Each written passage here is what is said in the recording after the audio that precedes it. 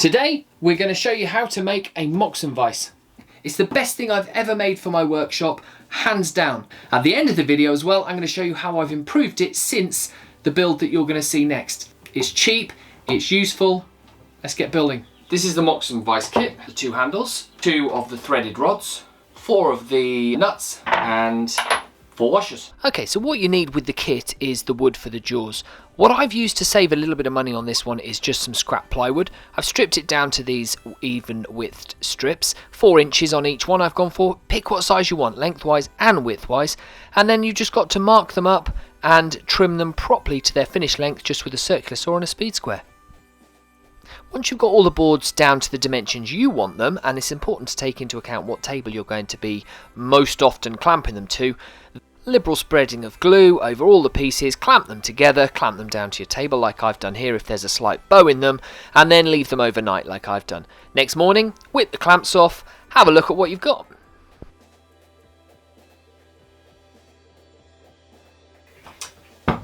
May have glued that to the bench. I'll be right back. That was all because of this squeeze out. I ended up with loads of it because I wanted to make sure the boards were properly put together. Bit of scraper though, and then some planing, got all the edges nice and even on all pieces, and we're ready for the next stage. Now, if, like mine, your plywood is super cheap because you've used scrap, then you're going to have a lot of voids in it. I think it's well worth taking the time to put some wood filler in there, and then once you've cleaned up the edges, chamfered a few of the sharp corners, then we're ready to let that dry while we measure out some holes. It's not super important where the actual holes go, as long as they leave you enough width between them to clamp your wood, but what is important is that, like you see me doing here, you measure from one down to the other and make sure that they are going to line up when one jaw is put in front of the other. For that I use the same marking square for the depth on both pieces like you can see here, and that just ensured that the holes, when drilled individually, were going to meet up. Once they're marked out, then we can move on to drilling. Now the front jaw, I did 2 holes close together like this to give the sideways movement. You'll see when I actually drill them out why I've done this. And then the back jaw, I just took half of the width out of it so that there's an area to put the clamps on. Just chop it off with a handsaw and it'll leave you a nice notch to put your clamps on. There's really no need to put too much pressure on yourself about this. How it looks is completely up to you. I tried to get it straight as possible just for a bit of practice.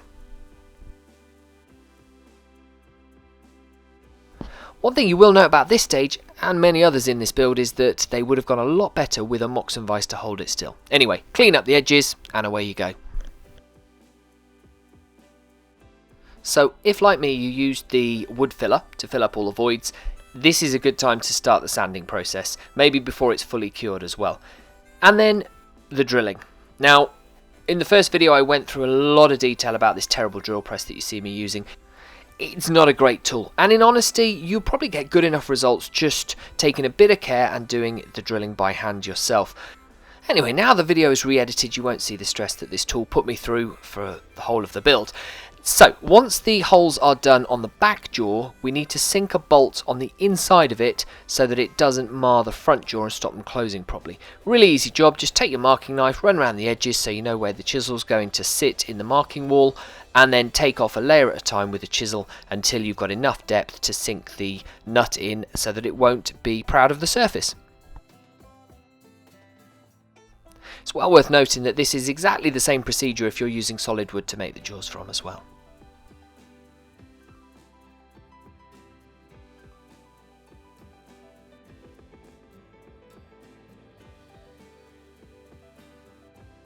I have to say I found the countersinking process really relaxing. Anyway, with those nuts in, you can then put your threaded rods into them and clamp them off with a washer and a final nut on the back, and that is your back jaw pretty much complete.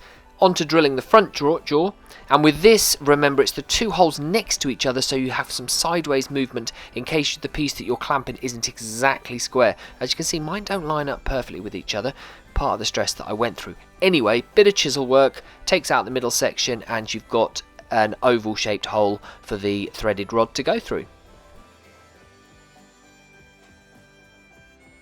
This is the bit that really starts to get exciting, because you can now put your vise together, and actually you could start using it from here if you do nothing else to it, so it's ready to go.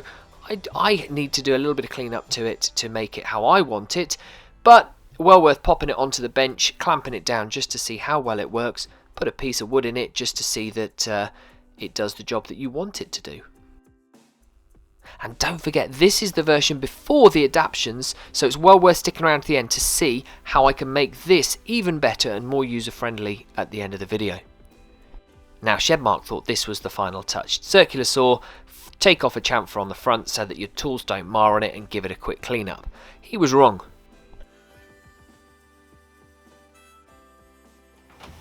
So that's it. That is the MOXON Vise complete. Oh, we're not finished there. Old Mark thought he was done. He then started using the vise and he realised that it needed just a few little tweaks. When I drilled the holes on the front, they were too wide, up and down rather than left and right. Left and right, you want them wide so that you can adjust the jaw sideways instead of just in and out. But mine was twisting with under clamping pressure, so really, really easy fix for that. I just cut 2 more pieces of plywood, attach them to the front with tighter holes. They've still got the elongated from the sides, but they are now tighter to the thread. So when I clamp a piece, it isn't wobbling around. Absolutely easy fix. Doesn't look very fancy, but it does a job. And that's the main thing. This is a workhorse. The second thing I've added is a really simple touch. 2 little tabs here. And all you do when you want to line the vise up with the edge of your workbench to clamp it down, you just get these flush with the side and you know that the piece isn't going to get hindered by the top of your workbench. Really, really useful and so simple. I'll show you how it works. If you want to attach it to the side of the bench, you just put your tab down, pop it against the side of the workbench, get your clamp, and away you go. But what I was finding is the whole thing was wobbling a little bit because all I had was clamps at either end. Now, what I would have done before is replace this one and then put another one on the jaw at the other end. And that is why it was getting rocking movement backwards and forwards. Well, don't worry, I've put another piece of wood underneath here, screwed into the bottom of the back jaw, so you can put clamps there as well. So what this means is, you can get 4 clamps on here, 2 at the back, 2 at the front, and it isn't going anywhere. But that's not all.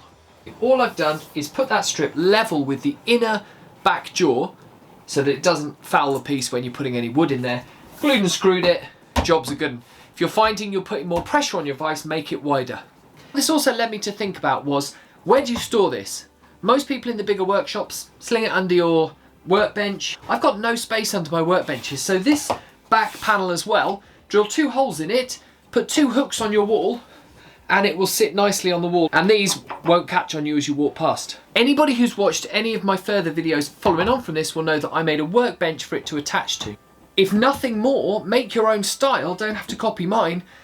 Nothing more, it shows you that there is so much more you can do with this vise. Mine just attaches to the end, and then you can use the dog holes in here, and the dog holes that I've put on the top of the vise to hold a piece on top while you plane it.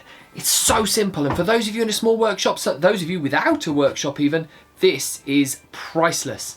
Hopefully just getting it down to a nice short, sharp making video and improving video will make this so much easier for those of you kitting yourselves out. If you like this and you want to see some more build videos that are handy for a workshop, there's video here. If you like this but you want to see something different, I've got tool reviews just in that one. Comment, like, subscribe. All of the above would make me very, very happy. Thank you so much for watching this one. I'm Mark. Start making.